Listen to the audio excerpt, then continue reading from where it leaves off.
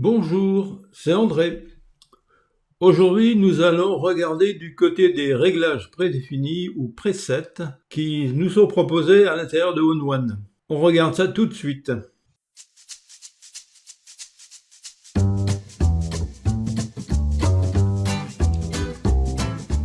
Le module de développement de OneOne présente toute une série de réglages prédéfinis ou presets. Ils permettent de traiter rapidement une photo. Il suffit d'ouvrir le volet de gauche pour les rendre accessibles. Le volet de gauche se trouve ici. Voici les presets accessibles.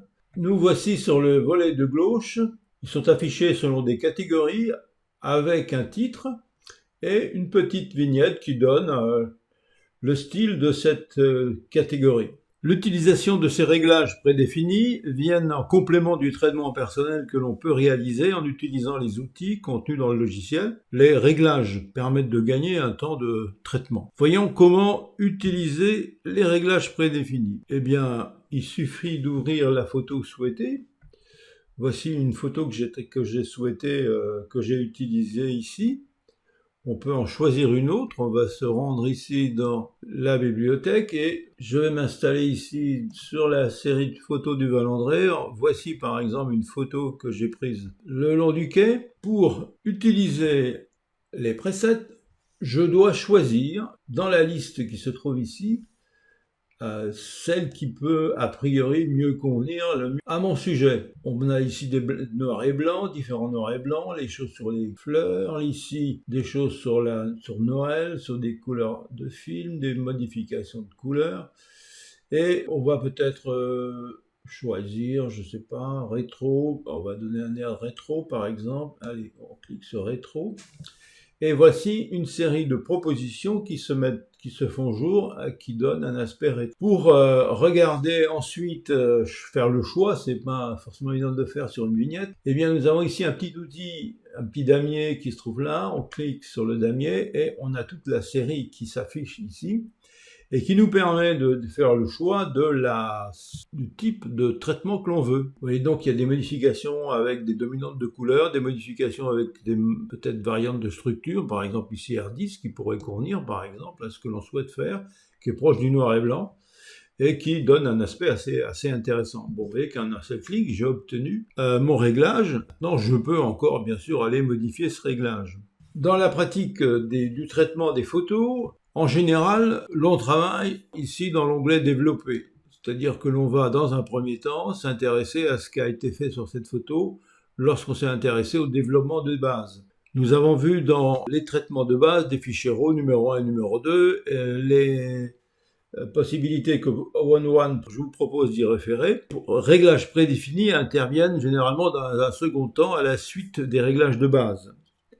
Voyons maintenant comment mobiliser les réglages prédéfinis après avoir choisi la catégorie souhaitée. Un clic permet de le faire, d'obtenir plusieurs traitements, on l'a vu ici. On va le refaire avec une autre photo. Je vais reprendre mon catalogue et je vais revenir sur feuillage d'automne et nous intéresser à cette photo. Cette photo, on va aller la traiter grâce à la catégorie Sunglow. Sunglow, on va aller sur le réglage ici. On va le retrouver dans l'ordre alphabétique. Ici, j'ai Sunglow. Et je vais m'intéresser à la photo 11, ce qui est le cas. On va travailler le traitement SG11, Sunglow 11. Voici ce que j'obtiens. Vous voyez que ça donne tout de suite une modification importante de la photo et qui donne un aspect chaleureux et tout à fait agréable. Nous sommes, encore une fois, sur une photo d'automne, un beau matin ensoleillé, mais avec du givre. Alors, pour aller vérifier ce qu'a fait Sunglow et voir quels sont les traitements qui ont été réalisés, c'est simple, on vient ici dans Effets, et vous voyez que j'obtiens ici 4 filtres. Rehausser la couleur, ensoleillement, filtre photo, rehausser les tons. Si on observe que ces filtres sont actuellement actifs, puisque le point, la passie bleue qui se trouve là, signifie qu'ils sont actifs. Si je clique dessus, je désactive le filtre. On peut donc s'amuser à tout désactiver. Vous voyez qu'à chaque fois, ma modification disparaît. En tout cas, ma photo reprend une allure différente. Et j'ai ici rehaussé la couleur. Voilà, donc j'obtiens pratiquement la photo d'origine ici.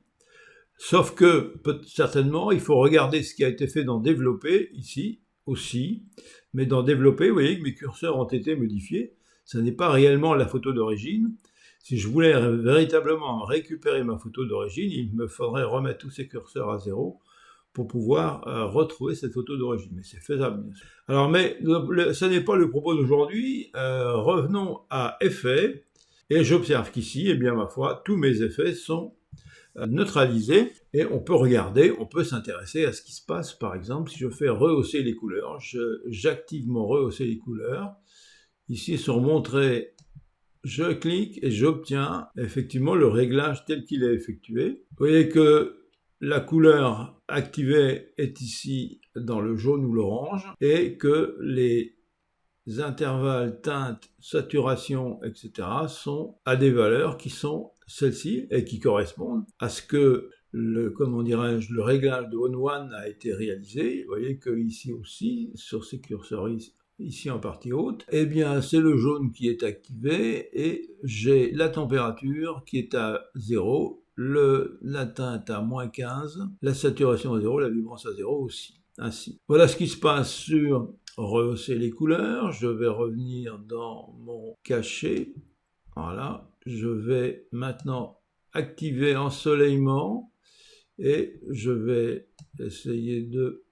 Voilà, l'ensoleillement est présenté.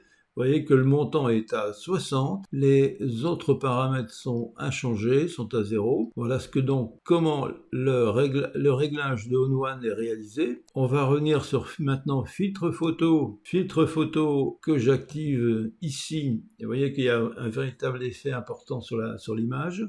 J'ai là une couleur qui est sélectionnée, c'est un jaune qui est ici, qu'on retrouve ici en 85. La teinte est réglé à 42, le montant à 21, la saturation à moins 10. Et bien sûr, il est possible pour l'utilisateur qui utilise ces pré-réglages de modifier ces pré-réglages. Par exemple, je vais ici intervenir sur la couleur, je fais un clic sur couleur et j'obtiens ici la palette des couleurs. Si je mets par exemple quelque chose qui ressemble à un bleu, vous voyez que tout de suite ma photo a été modifiée. Donc pour revenir on peut faire CTRL-Z, je pense que ça reviendra. Voilà, CTRL-Z et on revient à la position de départ. Et ça nous montre que effectivement, les réglages prédéfinis ne sont pas indéfiniment prédéfinis. Il nous est possible de les modifier. Voyons maintenant ce qu'a fait Rehausseur de ton. Clique sur la petite pastille et vous voyez que les tons clairs ont été activés à 30, les ombres à 51. Et nous pouvons, comme on l'a vu tout à l'heure, modifier ces valeurs en jouant ici par exemple sur les tons clairs, sur le contraste.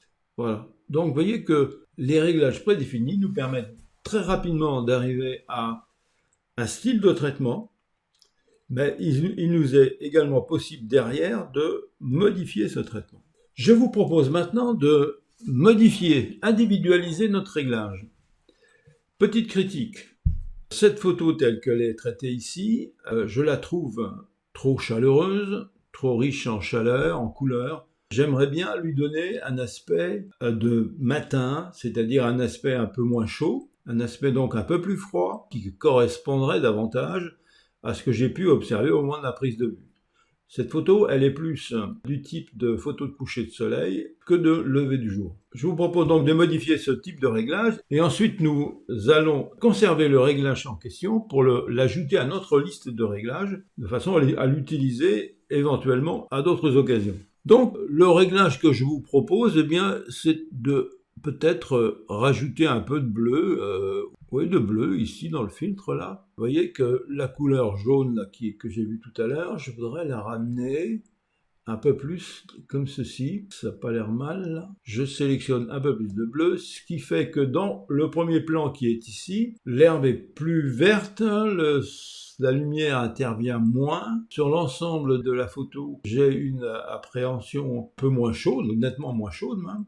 Peut-être que je suis allé un peu loin dans la couleur, je vais peut-être modifier un peu, je vais peut-être cliquer quelque part par ici, même par là, carrément dans les verts.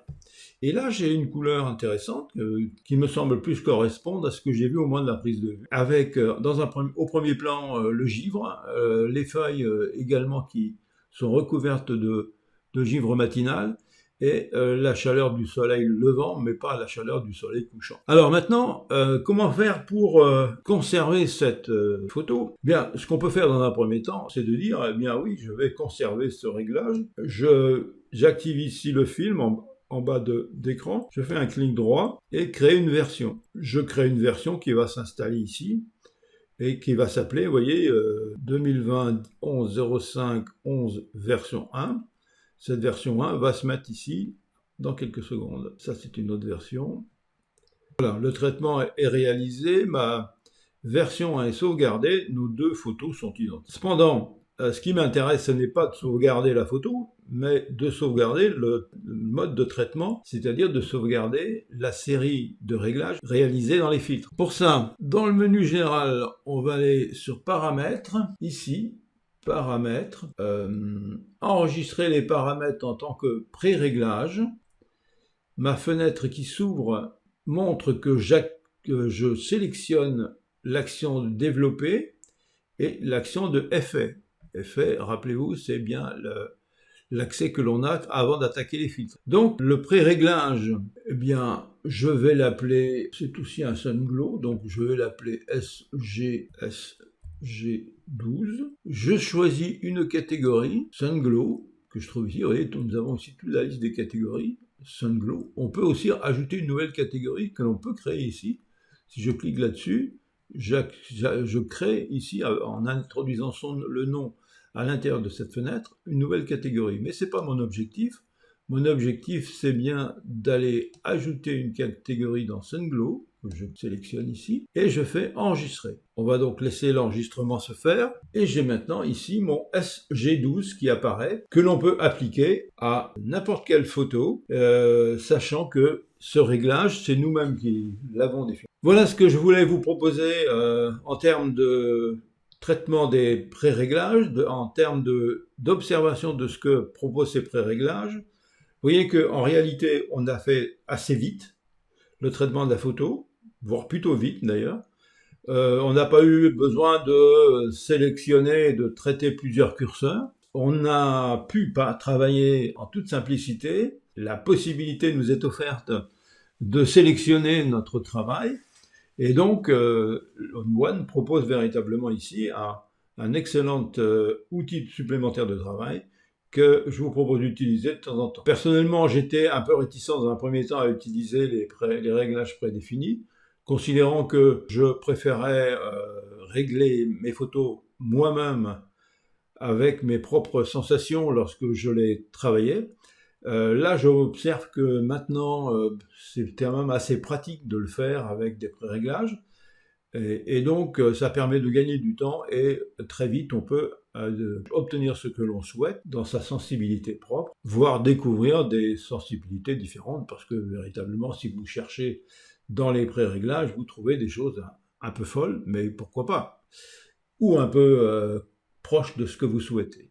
C'est le selon. Merci de m'avoir suivi jusqu'ici. Je vous invite à me retrouver sur ma chaîne YouTube Pleine Ouverture en 2 mots, sur mon site internet pleineouverture.info. N'hésitez pas à marquer j'aime sur cette vidéo si elle vous a plu. Je vous dis à bientôt et je vous dis Kenavo Kenavo.